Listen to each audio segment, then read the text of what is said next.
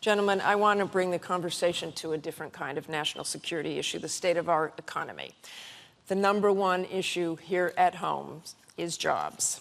The percentage of unemployed just fell below 8% for the first time in 43 months. The Obama administration had projected that it would fall below 6% now after the addition of close to $1 trillion in stimulus money. So will both of you level with the American people? Can you get unemployment to under 6%, and how long will it take? I don't know how long it will take. We can and we will get it under 6%. Let's take a look at the facts. Let's look at where we were when we came to office. The economy was in free fall. We had the Great Recession hit. 9 million people lost their job. $1.6 trillion in wealth lost, in equity in your homes and retirement accounts for the middle class. We knew we had to act for the middle class. We immediately went out and rescued General Motors. We went ahead and made sure that we cut taxes for the middle class. And in addition to that, when that occurred, what did Romney do?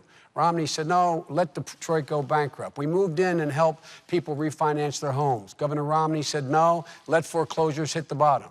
But it shouldn't be surprising for a guy who says 47% of the American people are unwilling to take responsibility for their own lives. My friend recently in a speech in Washington said 30% of the American people are takers.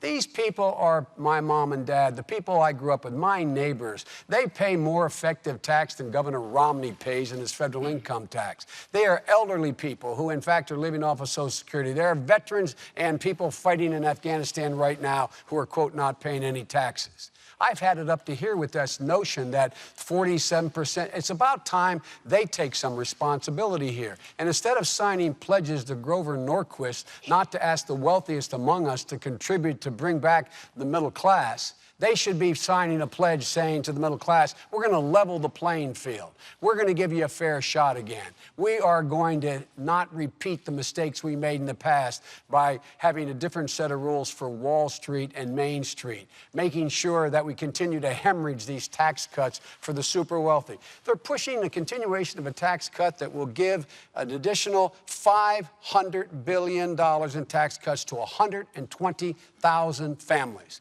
And they're holding hostage the middle class tax cut because they say we won't continue the middle class tax cut unless you give the tax cut for the super wealthy. It's about time they take some responsibility. Mr. Ryan. Joe and I are from similar towns. He's from Scranton, Pennsylvania. I'm from Janesville, Wisconsin. You know what the unemployment rate in Scranton is today? I sure do. It's 10%. Yeah. You know what it was the day you guys came in? 8.5%. Yeah. That's how it's going all around America. Look. You don't read the statistics. That's not how it's going. It's going down. This is his 2-minute answer, look, please. Did they come in and inherit a tough situation? Absolutely. But we're going in the wrong direction. Look at where we are. The economy is barely limping along. It's growing at 1.3%. That's slower than it grew last year, and last year was slower than the year before. Job growth in September was slower than it was in August, and August was slower than it was in July. We're heading in the wrong direction. 23 million Americans are struggling for work today. 15% of Americans are living in poverty today. This is not what a real recovery looks like. We need real reforms for a real recovery, and that's exactly what Mitt Romney and I are proposing. It's a 5-point plan. Get America energy independent in North America by the end of the decade. Help people who are hurting get the skills they need to get the jobs they want. Get this deficit and debt under control to prevent a debt crisis. Make trade work for America so we can make more things in America and sell them overseas, and champion small businesses. Don't raise taxes on small businesses because they're our job creators. He talks about Detroit. Mitt Romney's a car guy. They keep misquoting him, but let me tell you about the Mitt Romney I know. This is a guy who I was talking to, a family in Northborough, Massachusetts the other day, Cheryl and Mark Nixon. Their kids were hit in a car crash. 4 of them, 2 of them, Rob and Reed, were paralyzed. The Romneys didn't know them. They went to the same church they never met before. Mitt asked if he could come over on Christmas. He brought his boys, his wife, and gifts. Later on, he said, I know you're struggling, Mark. Don't worry about their college. I'll pay for it. When Mark told me this story, because you know what? Mitt Romney doesn't tell these stories. The Nixons told this story. When he told me this story, he said it wasn't the help, the cash help, it's that he gave his time, and he has consistently. This is a man who gave 30% of his income to charity, more than the two of us combined. Mitt Romney's a good man. He cares about 100% of Americans in this country. And with respect to that quote, I think the vice president very well knows that sometimes the words don't come out of your mouth the right way. But I always say what I mean. And We so does want Romney. everybody to succeed. We want to get people out of poverty, in the middle class, onto a life of self-sufficiency. We believe in opportunity and upward mobility. That's what we're going to push for in a Romney administration. Vice President, I have a feeling you have a few things to say here. The idea, if you heard that little soliloquy on 47%, you think he just made a mistake, then I think I think I got a bridge to sell you. Look, I don't doubt his personal generosity, and I understand what it's like. When I was a little younger than the congressman, my wife was in an accident, killed my daughter and my wife, and my two sons survived. I have sat in the homes of many people who have gone through what I get through, because the one thing you can give people solace is to know, if they know you've been through it, that they can make it. So I don't doubt his personal commitment to individuals. But you know what? I know he had no commitment to the automobile industry. He said, let it go bankrupt, period. Let it drop out. All this talk, we saved 1 million jobs. 200,000 people are working today. And I've never met two guys who are more down on America across the board. We're told everything's going bad. There's 5.2 million new jobs, private sector jobs. We need more, but 5.2 million. If they'd get out of the way, and let us pass the tax cut for the middle class, make it permanent. If they get out of the way and pass the jobs bill, if they get out of the way and let us allow 14 million people who are struggling to stay in their homes because their mortgages are upside down, but they never missed a mortgage payment, just get out of the way.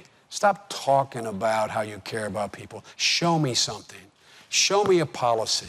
Show me a policy where you take responsibility. And by the way, they talk about this Great Recession. If it fell out of the sky, like, oh my goodness, where did it come from? It came from this man voting to put 2 wars in a credit card, to at the same time put a prescription drug benefit in the credit card, a $1 trillion tax cut for very wealthy. I was there. I voted against them. I said, no, we can't afford that. And now all of a sudden these guys are so seized with the concern about the debt that they created. Congressman Ryan.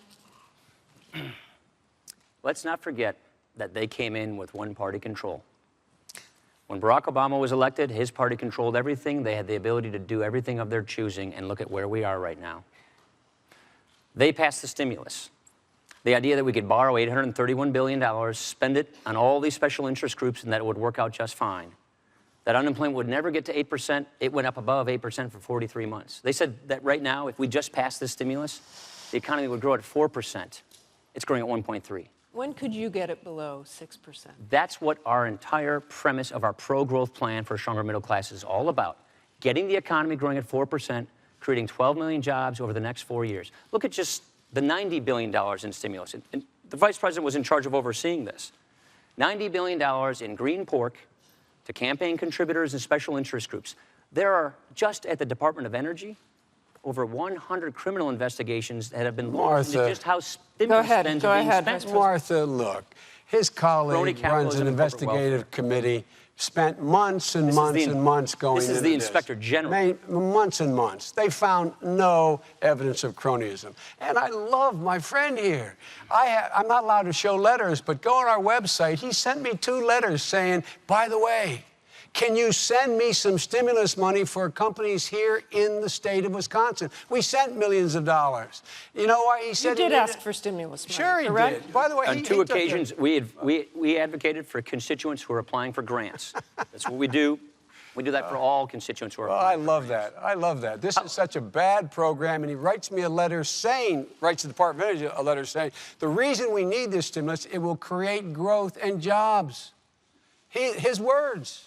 And now he's sitting here looking at me. And by the way, that program, again, investigated. What the Congress said was it was a model.